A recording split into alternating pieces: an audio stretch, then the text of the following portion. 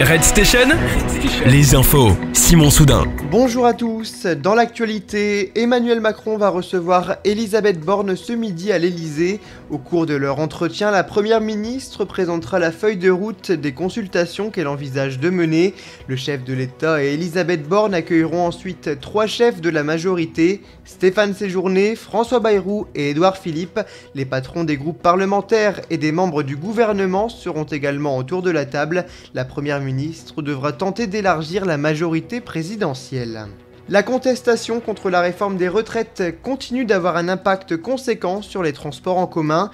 Pour aujourd'hui, la SNCF a annoncé le maintien d'en moyenne 4 TGV sur 5 et de 2 TER sur 3. Du côté des intercités, le constat est le même, avec 2 trains sur 3 et un arrêt cette nuit. Et pour la 10e journée de mobilisation qui se tiendra demain, SNCF Voyageurs recommande aux usagers de reporter ou d'annuler leurs déplacements.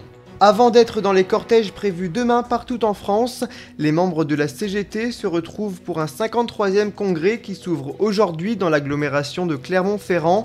1 millier de délégués syndicaux sont attendus.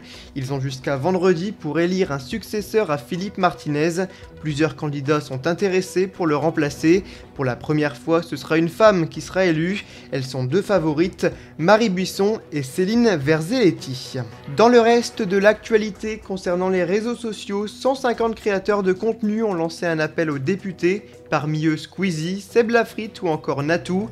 Ces stars du web dénoncent l'amalgame fait entre leurs pratiques et celles que d'autres mènent en profitant de leur notoriété.